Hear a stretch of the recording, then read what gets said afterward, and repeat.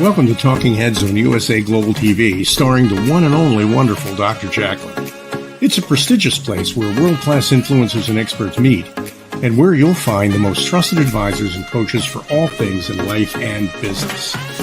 Visit usaglobaltv.com to sign up for our newsletter, get the value you need, and be first in line to learn about events and giveaways and other valuable content. Connect with us. Email Dr. Jacqueline at usaglobaltv.com to talk about how you can become part of USA Global TV. That's USA Global TV, where the doctor is always in. Hello and welcome to USA Global TV and Radio. And this is Talking Heads. I'm Mariska du Preez, coming to you all the way live at the moment from New Zealand. Today, we are continuing on our journey through building kingdoms or just building trusting teams. And we are on lesson number 4 of this series. So in our previous lessons, we looked a little bit into how teams actually form, what it is that we call a team, and not just a group of people. And then we dove into how to get a team to actually work properly together in order for us to create high-performing teams. So today, without further ado, we will start with cultivating commitment and how that looks like. So for us to cultivate commitment, as we mentioned before, we might get a few places where we get stuck. So hopefully we now know how to build trust, and we also now know how to have healthy conflict, that great thing that some people do have a tendency to avoid. And now that we know how to do all of those things, we are going to cultivate some commitment and look at how we do that today. So remember, teamwork equals courage plus persistence. So even if we have a team that is not working at the moment, a little bit of courage and a little bit of persistence, and you will get there. And of course, utilizing some of these tools will help you on your journey. So starting off, productivity, it is said, is never an accident. It is always the result of commitment to excellence, intelligent planning, and focused effort. This is what Paul Mayer tells us, and we will see how commitment builds into us being able to be productive. So commitment, the easiest way I could figure out of breaking down commitment is there's an element of clarity that we require, and then there's buy-in that we require. Now, when we think about commitment, if we're not clear about something, we can't really commit to it. If we don't have buy-in for whatever the thing is that we want to be doing or that we're working towards, we will also not commit to it. So we need to have both of these elements in order for us to commit to whatever it is that our team is trying to accomplish or do, or whatever it is that we are creating. So let's look at this a little bit more in detail, and we will start with clarity. Now, clarity in the engineering world, there's a whole host of different machineries that we actually get and we made to help us clarify stuff. So we can think about water processing plants where we take dirty, maybe river or dam water, and we clarify it so we get very clear, clean water out of the process. We also do the same thing with wine. Now, if we have a Chardonnay like this one, and it looks like that, you will most probably send it back and not drink it because it looks a little bit not so good.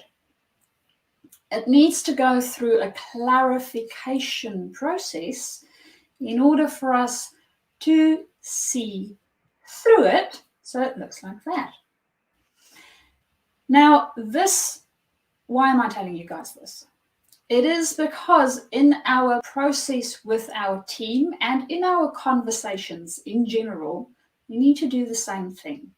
We need to have clarity. If it is murky, if our communication is murky, if our objective is murky, we don't know what we're doing. Because we don't know what we're doing, well, we might get lost, right? And the rest of our team won't even know that we lost because they can't see us. Clarifying things, make sure that we know where we are, we know where the rest of the team is going to be operating, and it makes it easy for us to see one another, as in the case of the wine, having that clear view. So, clarity. When we think about clarity, we want to think about our role clarity. So what it is that we're actually doing. And this might be your job description. So the type of role that you are playing within this team in general, or if we have a specific task that we're doing, what's my role in this specific task? What is it that I am expected to do within this process? Making sure that we understand the alignment to the bigger goal that we want to achieve. How is what I'm doing going to help with that thing? Even if I'm only sweeping the floors. If me sweeping the floors means that the people around me don't slip and fall, so I'm keeping them safe in order to do their work, that is how I can see the alignment. So making sure I understand exactly what I'm doing, so my role clarity, as well as the alignment that it has to the goal or the thing that we want to be achieving. And then, of course, with clarity, and that's why I showed us the 2 wine glasses, is about transparency. Being transparent with our team members, being transparent with people outside of our teams, in order for us to pick up on those things that maybe can trip us up or come in the way in order for us to achieve the goal that we're working towards. Now, with transparency, it also comes into play when we go back to trust and having those healthy conflicts. So when we are thinking about clarity, an exercise that we can do when we are in a meeting or we want to start a new project is to ask the question not only of ourselves, but also of the team. What have we decided here today? What is it actually that we're going to do? Is everybody clear on it?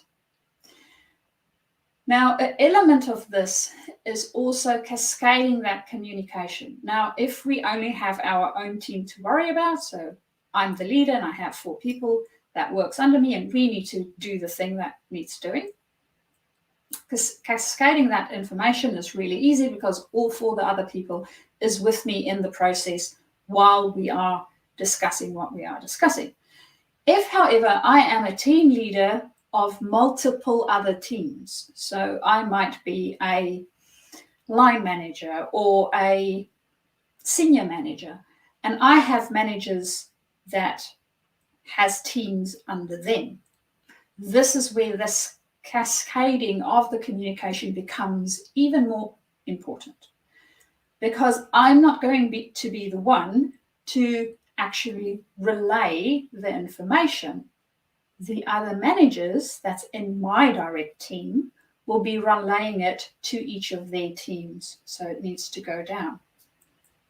And if they are not clear on exactly what's happening and exactly what the decision was, they won't be able to cascade the message, right? So making sure we have those conversations before we go and implement the thing that we want to be implementing.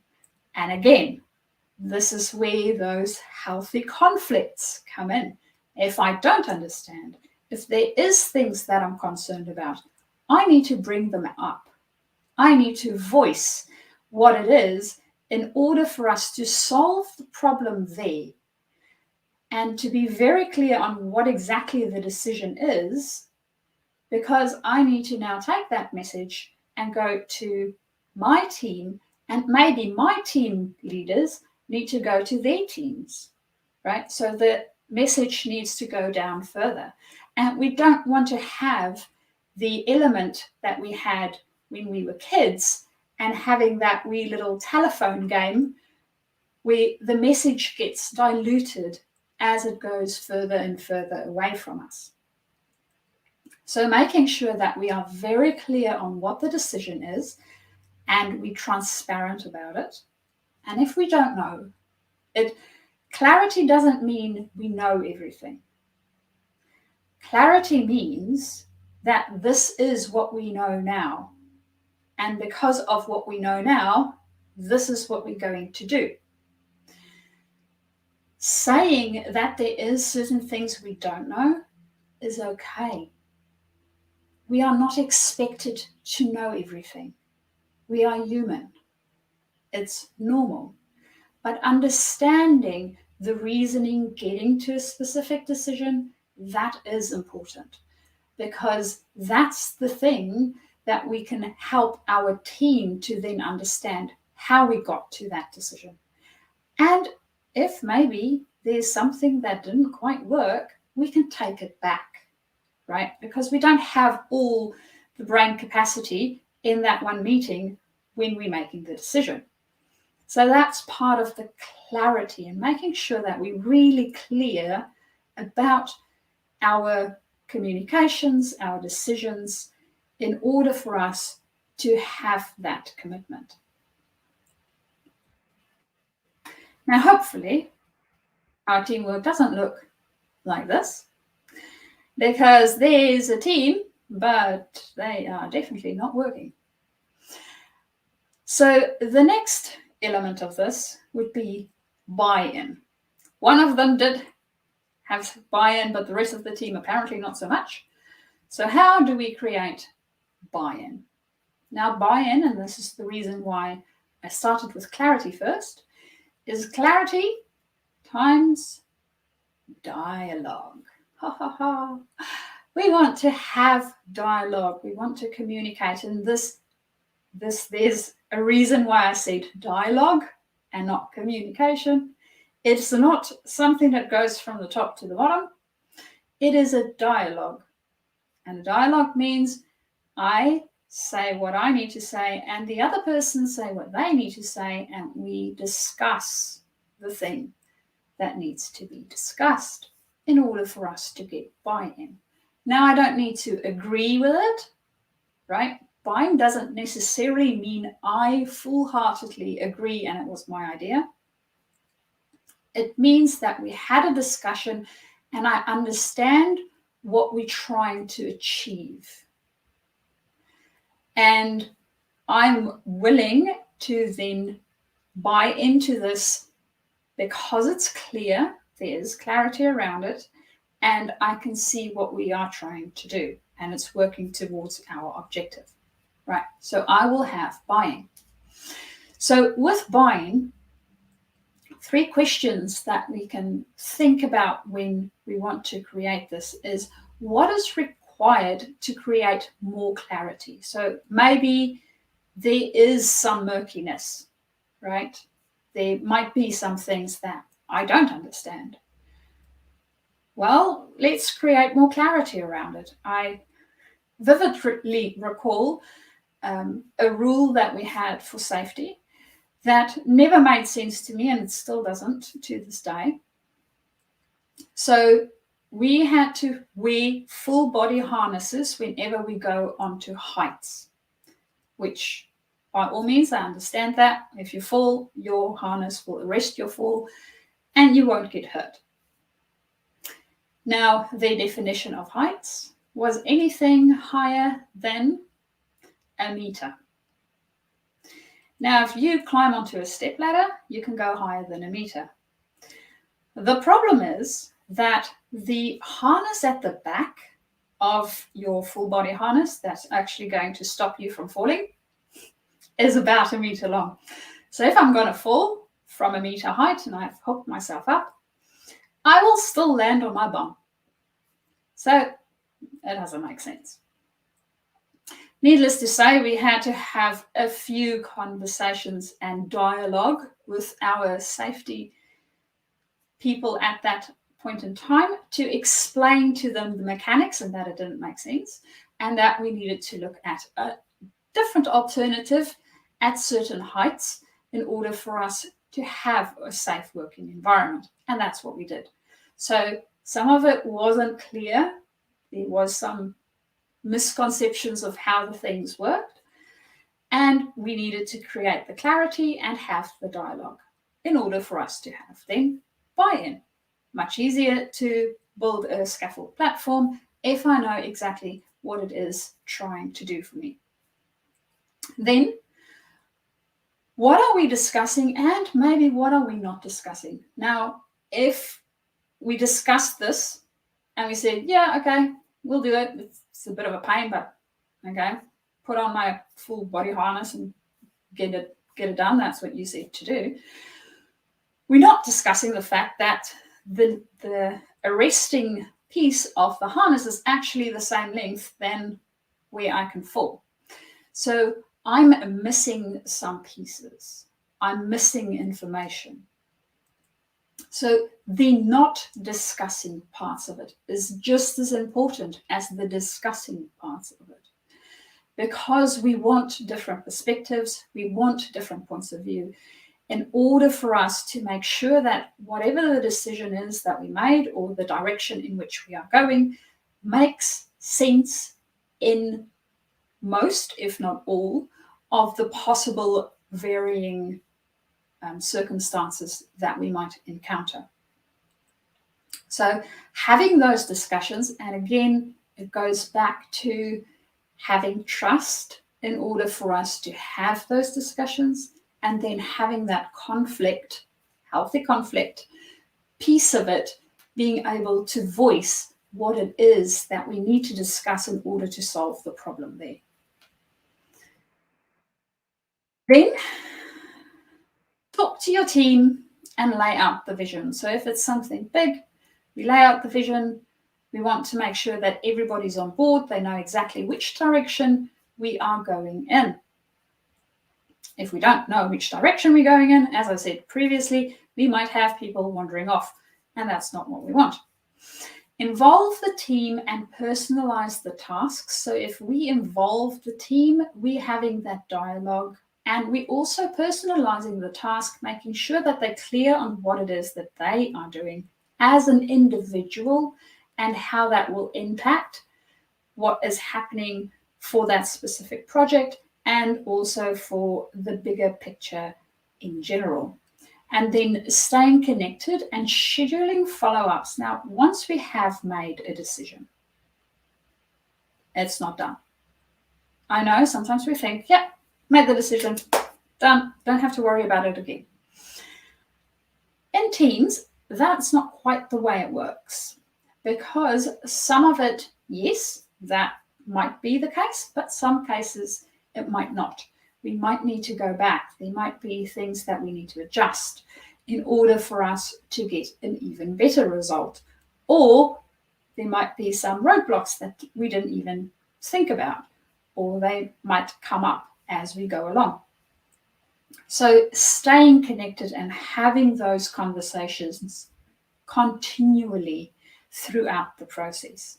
And then, of course, as I said on the previous slide, addressing the concerns, making sure we have those candid conversations in order for us to work towards the whole team's betterment, because that's what everybody wants in the team. We want the team and the project to succeed, and we have to have those conversations in order for us to do this.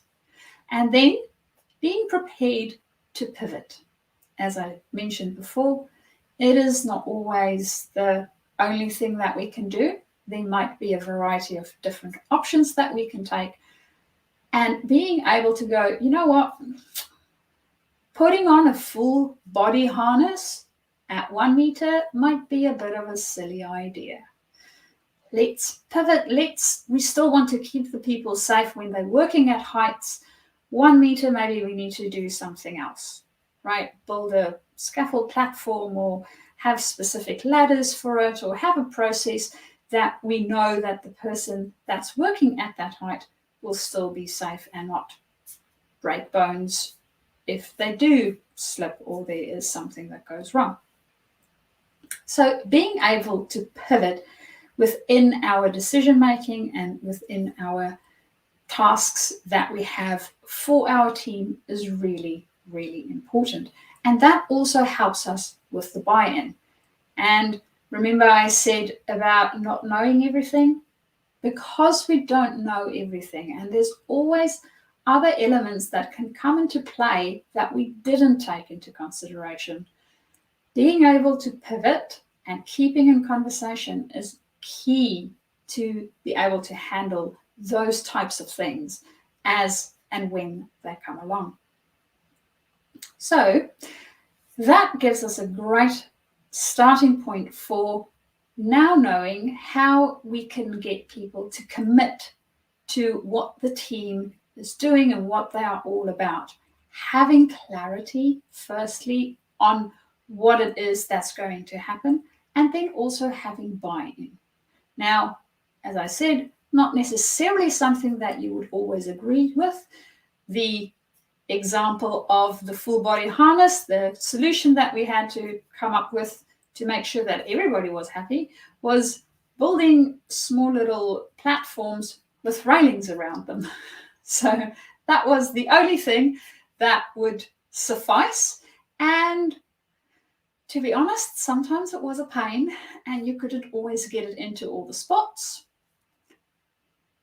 Yet that was the closest we could get to an overarching type of compromise that we could get to that everybody would actually find useful. So it might not be something that I always agree with, but it's the thing that makes the most sense. And because that is the thing that makes the most sense, that is the thing that we will then do. So making sure we have buy-in makes it easier for the rest of the team to come along on the journey. So before we get to our final questions, I want us to reflect on this wonderful quote. And it's by Maya Hamm, who is a former soccer superstar. And it says, "I am a member of a team and I rely on the team. I defer to it and sacrifice for it. Because the team, not the individual, is the ultimate champion." And that's true for all our teams, whether we are in a sports team or whether we are in a corporate team or only a family team. In all the teams that we participate in, and we participate in so many, we are part of that team. And as a team, we win. And as a team, we grow. So I thought this was a very appropriate quote to also further our commitment towards our teamwork. So 2 questions that we can think about when working on our commitment within our teams is, what's our team's level of commitment? Do we know? Do we have a good gauge of how committed our team is to the things that we are trying to achieve, to our vision, to what we are creating in this world, building our kingdom, right? So how committed is our team? And then where do we need to focus? Do we need to focus more on clarity? Is there some clarifying that needs to take place? Do we need to take it through a process so we can clarify the things that we are doing a little bit more?